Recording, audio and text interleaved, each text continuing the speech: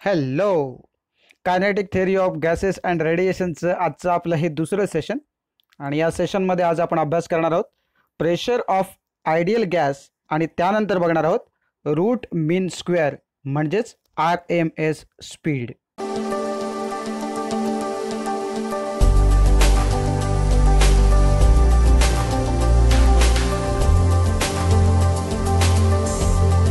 तर सुरुवात करूया प्रेशर ऑफ आयडियल गॅस पासून.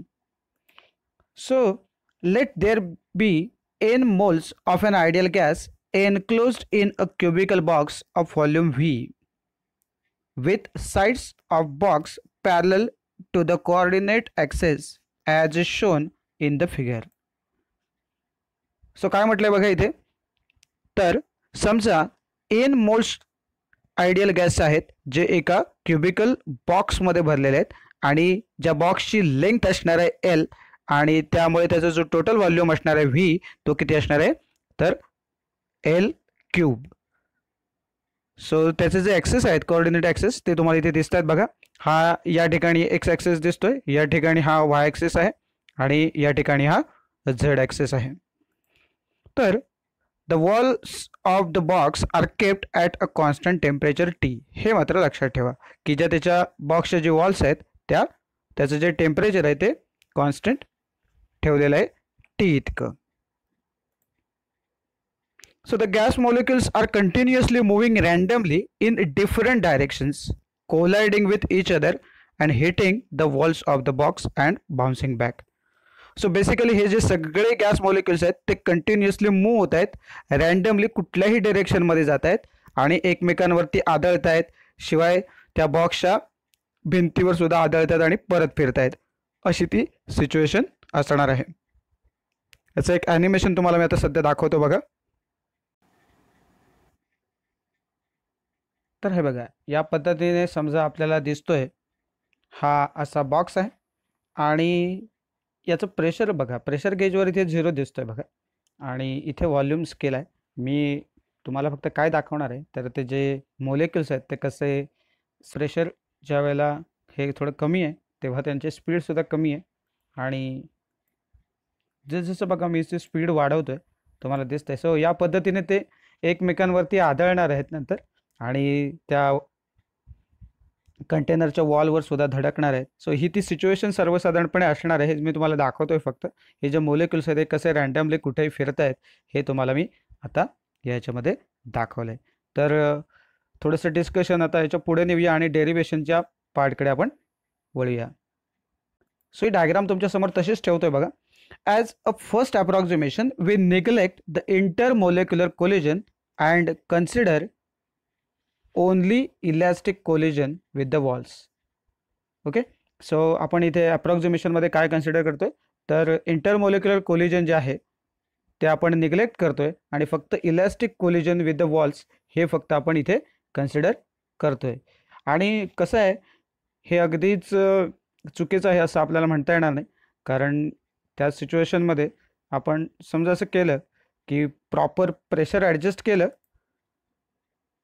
तर हे बघा, the pressure is so adjusted that molecules do not collide with each other but collide with the walls. So हे आपण फिजिबल आपल्याला आहे तर आपण हे या पद्धतीने डेफिनेटली करू शकतो. सो प्रॅक्टिकली अगदीच एक्झॅक्टली कोलाइड होणार नाहीत असं नाही आहे, परंतु आपण हे मी जसं मगाशी मी तुम्हाला दाखवलं की तिथलं जे प्रेशर आहे ते जर तुम्ही कमी ठेवलं तर डेफिनेटली ते कोलिजनची जी संख्या आहे तिथली आपापसातल्या कोलिजनची संख्या ती काय होईल, तर डेफिनेटली कमी होईल आणि ते फक्त थेट त्यांच्या मार्गात कोणाचाही अडथळा न येता ते थेट काय करतील तर त्या वॉलला जाऊन धडकतील. अशी ती परिस्थिती आपण निर्माण करू शकतो प्रेशर ॲडजस्ट करून. ठीक आहे, सो जसं मी दाखवलं आहे त्या पद्धतीनेच. A typical molecule is shown in the figure moving with the velocity v about to collide with the shaded wall of the cube. So आपण एक टिपिकल मोलेक्युल याच्यामध्ये दाखवतो. एकच मोलेक्युल घेतलाय एकदम कन्सेप्ट क्लिअर होण्यासाठी.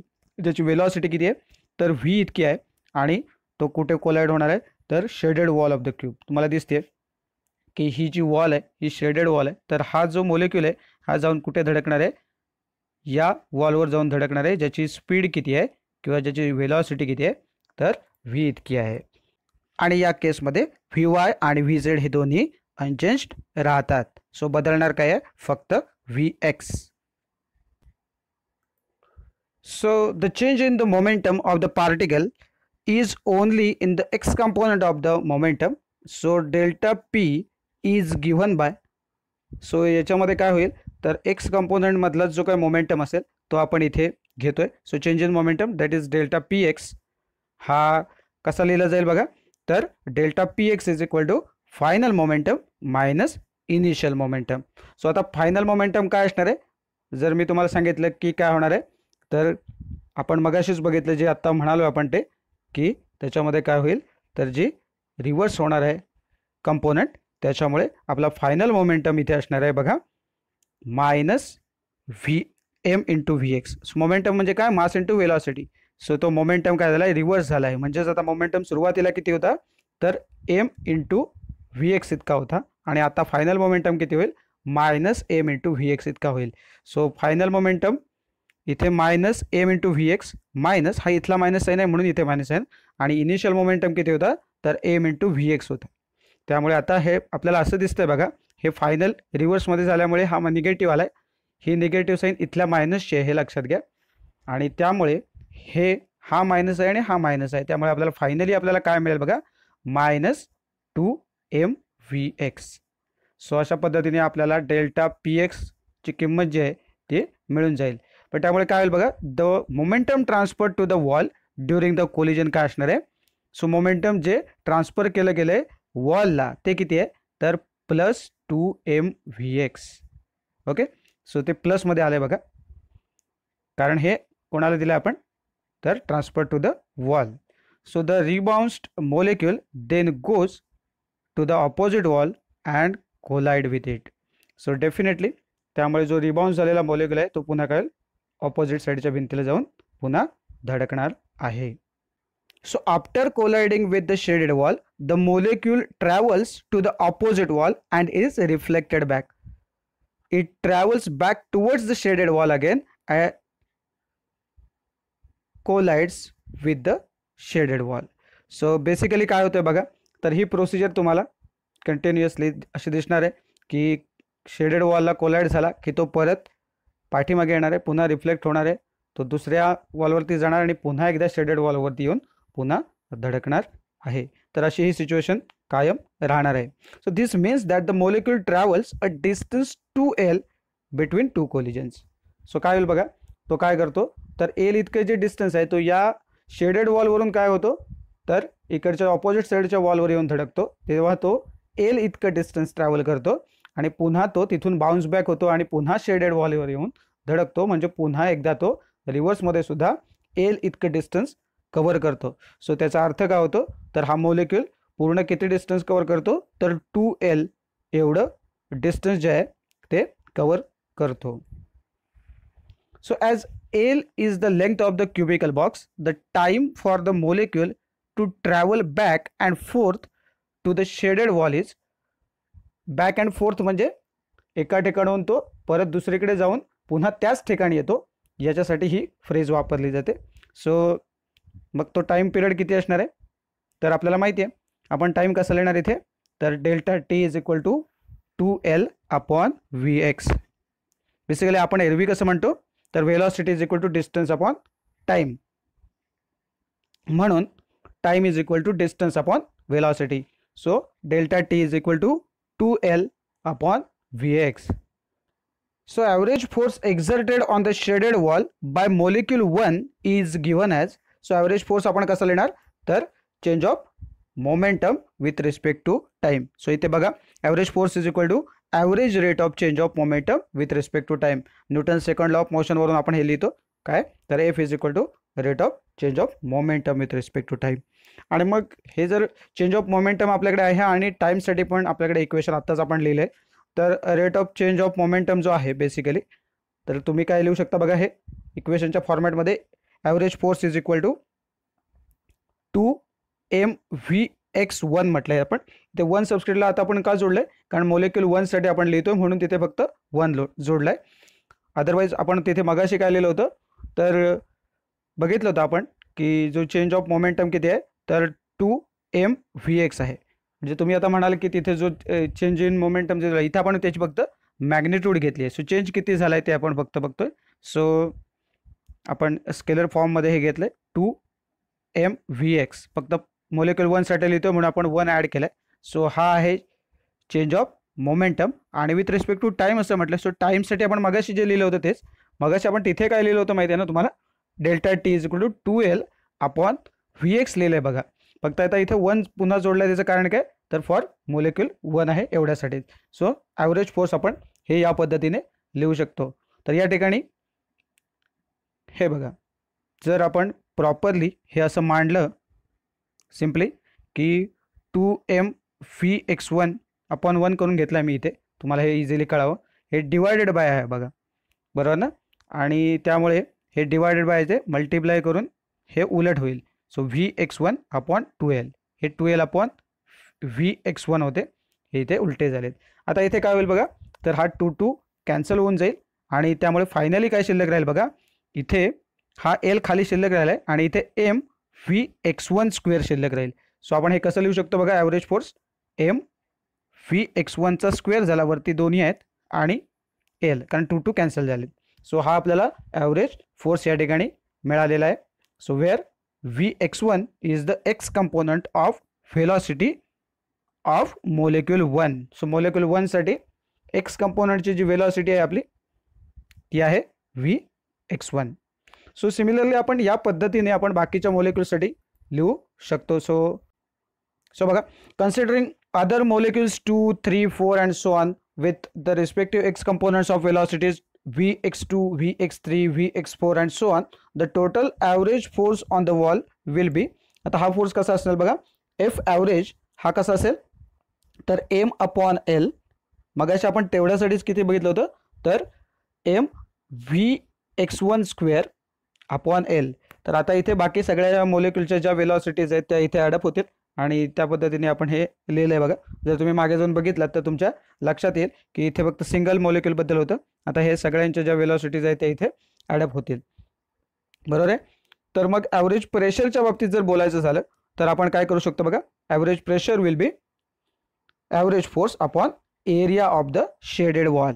So force upon area is the pressure, आपल्याला formula माहिती आहे आणि त्यामुळे हा ॲव्हरेज फोर्सचं जे इक्वेशन आहे त्यातच आपण ऑब्टेन केलं आहे, फक्त आपल्याला त्याला एरिया ऑफ द शेडेड वॉलने डिवाइड करायचं आहे. सो बघा, P इज इक्वल टू हा ॲव्हरेज जो फोर्स आहे इथला आपण कॅल्क्युलेट केला होता तो, आणि त्याला डिवायडेड बाय एरिया होता, डिवायडेड बाय म्हणजेच multiplied by 1 upon L square असं मी इथे करून दाखवलं आहे तुम्हाला, जेणेकरून आता तुमच्या लक्षात येईल इथे L आणि L स्क्वेअर यांचं मल्टिप्लिकेशन आहे म्हणजेच L क्यूब होईल. आणि मग L क्यूब म्हणजे काय तर बेसिकली व्हॉल्यूम, जे सुरुवातीलाच आपण डेरिव्हेशन सुरुवात केली तिथेच आपण तसं म्हटलंय की L क्यूब म्हणजेच व्हॉल्यूम, आपल्याला माहिती आहे तो क्यूब आहे त्यामुळे L क्यूब म्हणजेच काय तर व्हॉल्यूम ऑफ द क्यूब. आणि त्यामुळे मग हे आपण कसं लिहू शकतो बघा, P is equal to m upon V, आणि मग ह्या सगळ्या ज्या टर्म्स आहेत ब्रॅकेटेड त्या सगळ्या तिथे तुम्हाला दिसतील. थोडंसं लहान फॉन्ट आहे त्यामुळे कळणार नाही म्हणून तुम्हाला सांगतो. ही जी ब्रॅकेटेड क्वांटिटी आहे तीच ही ब्रॅकेटेड क्वांटिटी आपल्याला मिळते, फक्त L इंटू L स्क्वेअर इथे आपण व्हॉल्यूम लिहिलेलं आहे. सो याला आपण इक्वेशन नंबर 1 म्हणूया आणि लगेच पुढे सरकूया. But the average of the square of the x component of the velocities is given by. So average बघा कसं लिहिणार आहोत आपण, vx square bar is equal to this. आणि म्हणून हे थोडंसं रिअरेंज जर आपण केलं, कारण आपल्याला ही जी ब्रॅकेटेड क्वांटिटी आहे जी मगाशी आपण त्या इक्वेशनमध्ये बघितली ती जर आपल्याला त्याची किंमत काढायची असेल तर हा एन आपल्याला इकडच्या साईडला शिफ्ट करावा लागेल. सो तो करूया. So vx square bar into N is equal to this. आणि म्हणून मग ही जी व्हॅल्यू आहे, ही ब्रॅकेटेड जी क्वांटिटी आपल्याला दिसते पूर्ण, त्याची किंमत आपण ही इथे सबस्टिट्यूट करणार आहोत तिथे. सो याला आपण 2 नंबर इक्वेशन देऊया. सो इक्वेशन नंबर 2 आहे बघा. सो ही जी ब्रॅकेटेड क्वांटिटी आहे ती काय असणार आहे, vx square bar into N. आणि मग ही जर इक्वेशन आपण बघितली तर हे जे इक्वेशन नंबर 2 आहे ते आपण जर इक्वेशन नंबर 1 मध्ये ठेवलं तर फ्रॉम इक्वेशन नंबर 1 and 2 आपल्याला काय मिळेल बघा, तर P is equal to m vx square bar into N upon V. म्हणजे मगाशी काय होतं बघा, m अपॉन व्ही होतं आणि सगळी ती ब्रॅकेटेड क्वांटिटी होती. ही जी ब्रॅकेटेड क्वांटिटी म्हणजे काय आहे तर आपल्याला इथे दिसतं इक्वेशन नंबर 2 मध्ये ती काय आहे तर vx square bar into N, ती इथे सबस्टिट्यूट केलेली आहे. सो याला आपण इक्वेशन नंबर 3 म्हणूया. सो जर या ठिकाणी आपण व्ही स्क्वेअर बार बघितला, या ठिकाणी व्ही स्क्वेअर बार पाहिजे होता, तर इथे डोक्यावरती इथे बार साईन पाहिजे, इथे व्ही एक्स स्क्वेअरच्या डोक्यावरही बार साईन पाहिजे. ओके, सो व्ही वाय स्क्वेअरच्या डोक्यावरही बार पाहिजे आणि व्ही झेड स्क्वेअरच्या डोक्यावर देखील बार साईन पाहिजे. टेक्निकल इश्यूमुळे हे इथे दिसत नाही आहे प्रिंट झालेलं, पण हे तुम्ही त्याला लक्षात घ्या, इथे आपल्याला बार साईन देणं अत्यावश्यक आहे. सो बाय सिमेट्री आपण काय म्हणू शकतो बघा, कारण आपण असं कन्सिडरेशनमध्ये घेतोय जे की कंपोनंट्स त्याचे जे आपण डिवाइड केलेत, तर ती जी व्हेलॉसिटी आहे तर बेसिकली ही 3 कंपोनंटमध्ये सिमेट्रिकली डिवाइड झाली असं आपण कन्सिडर करणार आहोत. आणि त्यामुळे आपण कसं लिहिणार आहोत बघा, तर व्ही एक्स स्क्वेअर, हे बघा इथे बार साईन आपल्याला इथे दिसते बघा, तर अशाच प्रकारची बार साईन आपल्याला इथे डोक्यावरती द्यायचे प्रत्येक टर्मच्या. ठीक आहे, so v x square is equal to v y square is equal to v z square bar. Bar म्हणायला मी विसरतोय प्रत्येक वेळेला, तुम्ही लक्षात ठेवा. V x square bar is equal to v y square bar is equal to v z square bar is equal to 1/3 V square bar. So इथे आपण 1/3 का केलंय, कारण आपण त्याची सरासरी पुन्हा एकदा घेतली आहे आणि आता आपण फक्त त्या व्ही एक्स बद्दल बोलतोय, आणि त्यामुळे जर व्ही एक्स स्क्वेअर बारची जर व्हॅल्यू आहे तर ती किती असणार आहे, प्रत्येकाचीच थोडक्यात किती असणार आहे, तर 1/3 व्ही स्क्वेअर बार इतकी असणार आहे. आणि म्हणून मग जर व्ही एक्स स्क्वेअर बारच्या ऐवजी मी 1/3 व्ही स्क्वेअर बार असं जर सबस्टिट्यूट करायचं झालं, तर मग थोडंसं जे इक्वेशन आहे आपलं ते अजून मॉडिफाय होईल. आणि ते इक्वेशन 3 जे आपण मगाशी लिहिलं होतं, काय लिहिलं होतं बघा, ते P is equal to M into N something into V x square bar upon V, अशा पद्धतीने ते लिहिलं होतं. तुम्ही बघा मागे जाऊन, म्हणजे तुमच्या लक्षात येईल. ते जे इक्वेशन 3 आहे ते मग थोडंसं नवीन फॉर्मॅट घेईल, आणि तो फॉर्मॅट काय असेल, 1/3 N upon V M V square. Simple. So 1/3, okay, 1/3 V square bar हा तिथे ॲडिशन तिथे झालेली आहे. कशा बदली, तर व्ही एक्स स्क्वेअरच्या ऐवजी. ठीक आहे, सो या पद्धतीने हे आपण इक्वेशन काढले. हे जे इक्वेशन आहे बेसिकली हेच इक्वेशन कसलं आहे, तर pressure of a ideal gas. पण याच्याही व्यतिरिक्त अजून एक स्टेप आपण पुढे जाऊ शकतो बघा.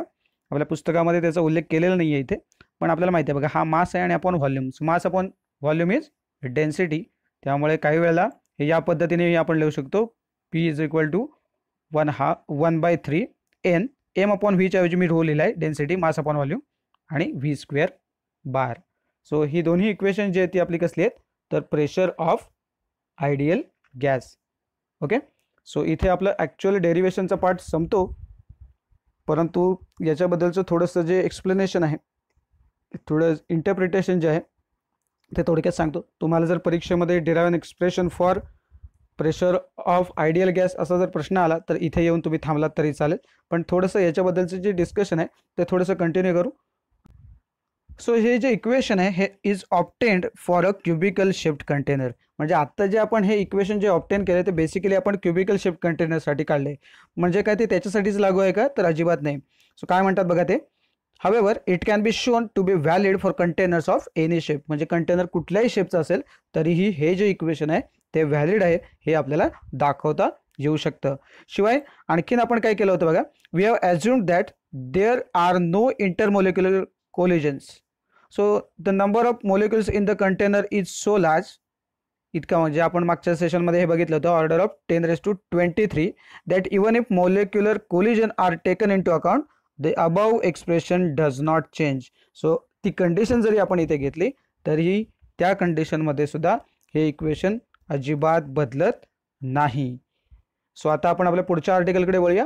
रूट मीन स्क्वेअर म्हणजेच RMS स्पीड, किंवा त्याला RMS व्हेलॉसिटी असंही काही ठिकाणी म्हटलेलं आहे, परंतु त्याला डिरेक्शनची गरज नसते तेव्हा आपण त्याला स्पीड म्हणतो, पण काही ठिकाणी व्हेलॉसिटी असा देखील उल्लेख आहे. सो रूट मीन स्क्वेअर म्हणजे RMS हा शॉर्टकट आहे त्याचा बघा, शॉर्ट फॉर्म RMS स्पीड. ठीक आहे, सो आता आपल्याकडे सुरुवातीला जे इक्वेशन होतं, जे प्रेशर इक्वेशन आता आपण ऑप्टेन केलं ते इक्वेशन पुन्हा एकदा तुमच्या समोर ठेवतो. So we have the equation, so P is equal to this, जे आत्ताच आपण ऑप्टेन केलं आहे. ठीक आहे, so P is equal to 1/3 N upon V M V square bar. आणि मग हे जर थोडंसं आपण रिअरेंज केलं तर आपल्याला काय मिळतं बघा, V square bar is equal to 3PV/NM कुठून आलं बघा, आपल्याला काय पाहिजे होता, व्ही स्क्वेअर बार पाहिजे होता, त्यामुळे इकडचे जे टर्म्स आहेत त्या तिकडे जाणार आहेत, बरोबर. सो हे 3V जे आहेत हे पलीकडे वरती जाणार आहेत, त्यामुळे 3PV होईल आणि हे NM जे आहेत ते डेनॉमिनेटरमध्ये आले. So V square bar is equal to 3PV/NM असे ते इक्वेशन आपल्याला मिळालेलं आहे. याला आपण इक्वेशन नंबर 1 म्हणतोय. आणि आपल्याकडे एक आयडियल गॅस इक्वेशन सुद्धा आहे. काय इक्वेशन आहे ते सांगा. So we also have the ideal gas equation. ते काय आहे तर PV is equal to NRT. सो जर PV is equal to NRT हे जर इक्वेशन आपल्याला डेफिनेटली माहिती आहे आणि आपण हे कायम लक्षात ठेवणार आहोत, फिजिक्स केमिस्ट्री दोन्हीकडेही हे लागणार आहे. कदाचित 1 मार्काच्या प्रश्नामध्ये सुद्धा तुम्हाला हे विचारतील की state the ideal gas equation. आपण गेल्या वर्षी पण हे बघितलं आहे 11वी मध्ये, बरोबर ना, थर्मल प्रॉपर्टीज ऑफ मॅटरमध्ये. तर डेफिनेटली तुमच्या हे लक्षात कदाचित असेल, नसेल तर पुन्हा एकदा आठवण करून तुम्हाला देतो. सो हे बघा PV is equal to NRT आहे, तर आपण या PVच्या ऐवजी हे NRT सबस्टिट्यूट करू शकतो. सो लगेच आपण हे या ठिकाणी सबस्टिट्यूट करूया आणि मग काय होईल बघा, फ्रॉम इक्वेशन नंबर 1 and 2 आपण फक्त काय करतोय तर PVची व्हॅल्यू NRT इथे सबस्टिट्यूट करणार आहोत. So V square bar is equal to 3 PVच्या ऐवजी NRT/NM. बाकी काही फारसा फरक मी केलेला नाही आहे. तर इथे पुन्हा आपल्याला हा जो N आहे, स्मॉल n, हा N म्हणजे काय आहे हे सुद्धा आपण गेल्या सेशनमध्ये बघितलंय आणि आपल्याला माहिती आहे काय आहे, तर तो जो स्मॉल n आहे तो कॅपिटल N/NA आहे. आणि त्यामुळे या Nच्या जागेवर मी पुन्हा एकदा N/NA ही व्हॅल्यू सबस्टिट्यूट करणार आहे. आणि ती केल्यामुळे मग काय होईल बघा, V square bar is equal to 3, इथे बघा नीट, हा Nच्या ऐवजी मी N/NA टाकला, हा इथला N इथे आहे आणि इथे M वरती RT आहे. हे तुमच्या लगेच लक्षात येईल बघा, काही फार अवघड नाही. नीट पुन्हा एकदा तुम्ही नीट लक्ष दिलं तर लक्षात येईल. फक्त Nच्या जागेवर मी काय टाकलंय N/NA. तर हे केल्यामुळे काय झालं बघा, इथे N आणि N असं आपल्याला दिसतोय, बरोबर ना. तर तो NN काय होईल, कॅन्सल होईल आणि आपल्याकडे हा जो NA आहे इंटू M याची व्हॅल्यू काय असते तर M0 असते. सो हे पण आपल्याला माहिती आहे. सो रेफरन्सला पाहिजे असेल तर आपण इथे लिहून ठेवू की NA इंटू M म्हणजे काय तर M0 आहे. सो 3RT, NN कॅन्सल झालेले आहेत आणि NA आणि Mचा प्रॉडक्ट हा असणार आहे M0. So V square bar is equal to this. आणि मग याच्यानंतर आपल्याला याचं काय करायचं आहे तर रूट मीन स्क्वेअर असं म्हटलं बघा. सो याचं आपल्याला रूट घ्यावं लागेल. सो याचं रूट घेतलं की याचंही रूट ऑटोमॅटिकली आपल्याला घ्यावं लागेल. सो ते जर आपण घेतलं स्क्वेअर रूट तर दोन्ही ठिकाणी स्क्वेअर रूट फक्त घ्यावं लागेल. आणि हे स्क्वेअर रूट म्हणजेच काय, आपण त्याला VRMS असं म्हणतो, म्हणजेच काय, रूट मीन स्क्वेअर स्पीड. ठीक आहे. सो RMS म्हणजे रूट मीन स्क्वेअर. सो या पद्धतीने आपण हे इक्वेशन जे आहे ते डेफिनेटली लिहू शकतो. So we have studied passage of sound waves through air medium. हा थोडासा आपला वेगळा चर्चेचा मुद्दा आहे बघा. सो आपण हे बघितले गेल्या वर्षी, याच्यावरचं जे डेरिव्हेशन होतं ते आपण बघितलं होतं आणि आपल्याकडे ते इक्वेशन काय होतं, the speed of sound in a gas is VS is equal to gamma into RT/M0. सो अशा प्रकारचं एक इक्वेशन आपण शिकलो होतो. हा जो गॅमा आहे बेसिकली, हा गॅमा काय आहे तर गॅमा म्हणजेच कोण असतो तर येस, केमिस्ट्रीमध्ये आपण हे बऱ्याचदा वापरलं आहे. Gamma is CP/CV. त्याला आपण काय म्हणतो तर ॲडियाबॅटिक रेशो म्हणतो. आणि तो जो गॅमा आहे किंवा हा जो ॲडियाबॅटिक रेशो आहे त्याची मॅक्सिमम व्हॅल्यू जी असते ती 5/3 असते for mono atomic gas. Okay. So त्याचा जो ॲक्च्युली स्टडी आहे मोनो ॲटॉमिक गॅससाठी ती 5/3 आहे वगैरे. तर याचा अभ्यास आपण पुढच्या सेशनमध्ये करणारच आहोत. ती डायॲटॉमिकसाठी 9/7 असते. तर तो आपण पुढचा आपला अभ्यासाचा भाग आहे. पण इथे लक्षात काय घेण्यासारखं आहे बघा, तर याची जी मॅक्सिमम व्हॅल्यू जी गॅमाची आपल्याला मिळणार आहे ती किती आहे तर 5/3. म्हणजे जर ही दोन इक्वेशन तुम्ही बघितलात, VRMS इज इक्वल टू आणि VS इज इक्वल टू, तर तुमच्या काय लक्षात येईल बघा, इथे 3 आहे आणि इथे जो गॅमा आहे त्याची किंमत आहे 5/3. 5/3 म्हणजे सिम्पली बघा, मी तुम्हाला फक्त कळण्यासाठी सांगतो, 5/3 म्हणजे किती होईल, 6/3 असेल तर 2 असेल तो. बरोबर आहे. सो 5/3 म्हणजे लेस दॅन 2. म्हणजे डेफिनेटली तुम्हाला हे इथे लक्षात येईल की हा 3 आहे आणि हा जो गॅमा आहे तुमचा तो लेस दॅन 2 आहे. डेफिनेटली आपल्याला काय दिसतंय, the sound wave cannot move faster than the average speed of the molecules. So sound wave definitely बघा, ही जे साऊंड वेव्ह आहे, okay, that is speed of sound in gas. हा जो अंक आहे आपला तो डेफिनेटली काय असणार आहे, याच्यापेक्षा कमी असणार आहे. म्हणजे याचा अर्थ जास्त स्पीड कोणाची असणार आहे, तर ही average speed of molecules. Okay, cannot move faster म्हणजे याचा अर्थ फास्टर कोण आहे, तर हे मोलेक्युल्स जे आहेत ते फास्टर असणार आहेत, असं इथलं इंटरप्रिटेशन आहे. पण अर्थात एक गोष्ट इथे लक्षात येते बघा, की फार याच्यामध्ये अंतर राहणार नाही या व्हॅल्यूजमध्ये. कारण का इथे जर का इथे 3 आहे तर समजा इथे लेस दॅन 2 आहे, म्हणजे फार फरक नाही. त्यामुळे अगदी त्यांची ऑर्डर ऑफ मॅग्निट्यूड जर बघितली तर ती सेम असणार आहे. सो त्या दोन्ही व्हॅल्यूज आहेत त्या कम्पॅरेबल असू शकतात. म्हणजे समजा speed of sound in H2 gas is comparable to RMS speed of H2 molecules. Okay, so आजच्यासाठी एवढंच. तुमच्याकडे होमवर्कसाठी मात्र थोडंसं काम आपल्याकडे आहे, तेवढं करूया. The velocities of 6 molecules are 1 metre per second, 2 metre per second, 3 metre per second, 4 metre per second, 5 metre per second and 3 meter per second. Find RMS speed of the molecules. So तुम्हाला काय करायचं आहे, root mean square speed of the molecules. So तुम्हाला काय करावं लागेल बघा, 6 molecules आहेत. सिम्पल मगाचा जो आपला फॉर्म्युला होता ना त्या पद्धतीने तुम्हाला लिहावा लागेल. पण मगाशी जी आपण व्हॅल्यू काढली होती ती जी व्ही स्क्वेअर बारची काढली होती तशीच आपल्याला काढावी लागेल. तर तुम्हाला फॉर्म्युला काय घ्यावा लागेल हे फक्त तुम्हाला सांगतो बघा.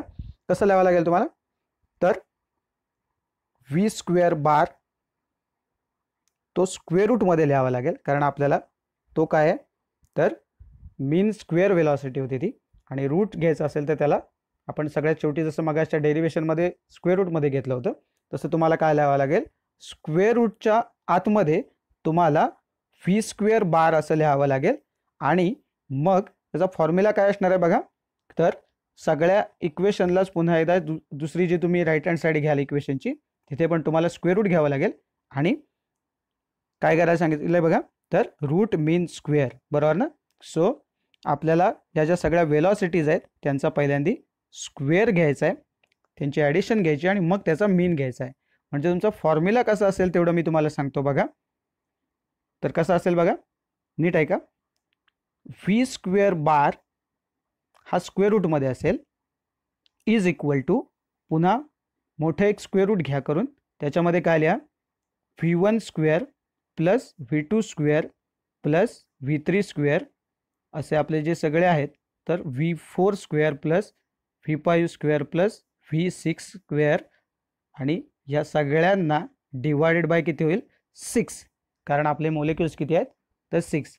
म्हणजे हे सगळं स्क्वेअर रूटच्या आतमध्ये येईल. V1 square plus V2 square plus V3 square plus V4 square plus V5 square plus V6 square whole divided by 6. बरोबर आहे. म्हणजे काय होईल, थोडक्यात तुम्हाला कशाचं स्क्वेअर रूट घ्यायचं आहे बघा, तर या सगळ्यांची पहिले स्क्वेअर करायचे, त्यांची ॲडिशन करायची. म्हणजे आता उदाहरणार्थ इथे काय होईल बघा, तर 1 square plus 2 square plus 3 square plus 4 square plus 5 square plus शेवटचा 3 स्क्वेअर आहे, बरोबर. याला डिवायडेड बाय 6, आणि हे सगळे कशात असणार आहेत, तर स्क्वेअर रूटमध्ये असणार आहेत. या सगळ्यांचे स्क्वेअर पहिले लिहून घ्या, त्यांची बेरीज करा, बेरीज केल्यावर त्याला 6 आणि काय असेल ते भागा, आणि मग त्याचं स्क्वेअर रूट तुम्हाला काय देईल, तर RMS speed of the molecules देईल. त्यानंतर दुसरं काय बघा, 16 gram of oxygen occupy 0.025 metre cube at 27 degrees Celsius. If the universal gas constant is 8.4 joule per mole into Kelvin, find the pressure exerted by it. आणि आपल्याला दिलंय त्यांनी molecular weight of oxygen is 32. So हे सुद्धा एकदम simple आहे बघा. So याच्यासाठी सुद्धा थोडीशी एक हिंट देऊन ठेवतो बघा. आपल्याला काय काय दिलं आहे त्याची एक लिस्ट करावी लागेल तुम्हाला. तर डेफिनेटली हे जे मोलेक्युलर वेट जे आहे तुम्हाला मिळालेलं ते डेफिनेटली 32 ग्रॅम पर मोल असं असतं ते. त्यामुळे इथले युनिट तुम्ही काय बदलू नका, हे 16 ग्रॅम आहेत ते तसेच राहतील. कारण इनफॅक्ट हे जरी तुम्ही किलोग्राममध्ये करून घेतलात तरी डिवायडेड पुन्हा ते 32चं जे किलोग्राममध्ये केले, सो रेशो असणार आहे तो डेफिनेटली 1/2 असणार आहे. त्यामुळे या भानगडीत काही पडू नका. त्यामुळे हे आहे तसेच राहतील. 16/32 असा तो रेशो घ्या तुम्ही. सो काय काय करायचं ते तुम्हाला मी आधी क्लिअर सांगतो आणि मग तुम्ही थोडंसं कॅल्क्युलेशनकडे वळाल. ठीक आहे, बघा काय काय करायला याच्यामध्ये ते नीट समजावून घ्या. काय कराल बघा, M is equal to 16 gram असं लिहून टाका आणि जो कॅपिटल एम आहे तो आपल्याला मिळणार आहे तो 32 आहे, हे लक्षात घ्या. सो एम, छोटा एम 16 आहे आणि मोठा एम 32 आहे, एवढं लक्षात घ्या. सो व्हॉल्यूम किती दिला आहे बघा, V is equal to 0.025 metre cube, ते आहे तसं लिहून टाका. टेम्परेचर जे आहे ते डिग्री सेल्सिअसमध्ये दिलं आहे आणि आपण टेम्परेचरचं आपलं SI युनिट काय आहे तर केल्विन आहे. त्यामुळे सर्वसाधारणपणे आपल्याला या डिग्री सेल्सिअसचं केल्विनमध्ये कन्व्हर्जन करून घ्यावं लागेल. तर बेसिकली 273.15 एवढे ॲड करायचे आहेत. तर ते तसं करू नका. आपण जनरल केसमध्ये आपण काय करतो तर राऊंड फिगरमध्ये फक्त 273 ॲड करतो. म्हणजे जर याच्यामध्ये 273 ॲड केले तर 27 डिग्री सेल्सिअस म्हणजेच ॲक्च्युली केल्विनमध्ये किती होतील तर 27 आणि 273 म्हणजे 300 केल्विन होतील. सो टीची किंमत घ्या 300 केल्विन कन्वर्ट करून, याच्यामध्ये 273 फक्त ॲडच करावे लागतात. ओके, आणि तुम्हाला हा जो युनिव्हर्सल गॅस कॉन्स्टंट दिला आहे तो म्हणजे कॅपिटल आरची व्हॅल्यू तुम्हाला दिली आहे. सो इथपर्यंत एवढं सगळं तुम्ही लिहून घ्याल आणि तुम्हाला P is equal to question mark असणार, प्रेशर विचारलं तर आपल्याकडे फॉर्म्युला काय आहे तो सांगतो तुम्हाला. आपण ते बघितलं इक्वेशन काय, P V is equal to काय तर NRT हे आपलं इक्वेशन आहे. फक्त एन तुम्हाला थेट दिला नव्हता, तो एन म्हणजेच काय तर एम अपॉन म्हणजे small M upon capital M. म्हणजे तुम्ही जे इक्वेशन तुमचं जे समोर आहे ते लिहिताना कसं लिहाल बघा, तुम्ही असं लिहिणार आहात P V is equal to NRT असं लिहाल आणि पुन्हा तेच मॉडिफाय करून कसं लिहाल, therefore P V is equal to एनच्या ऐवजी काय होईल small M upon capital M. हा एका ब्रॅकेटमध्ये ठेवा, एनच्या जागी आपण सबस्टिट्यूट करतोय आणि पुढे आपण काय लिहितोय RT. म्हणजे हे झालं P V is equal to small M upon capital M into RT. ठीक आहे, आणि तुम्हाला कॅल्क्युलेट काय करायचं आहे तर बेसिकली प्रेशर कॅल्क्युलेट करायचं आहे. सो व्हॉल्यूमची जी टर्म आहे ती सुद्धा आपण पलीकडे घेऊन जाऊ शकतो. सो फायनली तुम्हाला मग पी इज इक्वल टू काय येईल बघा, तर एम अपॉन कॅपिटल एम हा एका ब्रॅकेटमध्ये आहे इंटू RT होता त्याला डिवायडेड बाय काय करा व्ही करा. सो फॉर्म्युला काय होईल M upon M into RT upon V. आणि मग तुम्ही एम अपॉन एम मी तुम्हाला सांगितलं एमची किंमत 16 घेणार आहात, कॅपिटल एमची किंमत तुम्ही 32 घ्याल, हे सबस्टिट्यूट कराल. नंतर आरची किंमत तुम्हाला दिली आहे ती टाका, टीची किंमत आता बोललो ती आणि व्हॉल्यूम टाका. आणि हे सगळं केल्याच्या नंतर तुम्हाला कॅल्क्युलेशन एकदम सिम्पल करून घ्या. कॅल्क्युलेशन केल्यानंतर उत्तर मिळेल आणि विचारलं काय प्रेशर, तर डेफिनेटली प्रेशरचं युनिट जे आहे SI युनिट ते तुम्ही लिहा. काही लिहू शकता, पास्कल लिहा किंवा न्यूटन पर मीटर स्क्वेअर लिहा, तुमच्या चॉईसने जे तुम्हाला कळेल त्या पद्धतीने लिहा.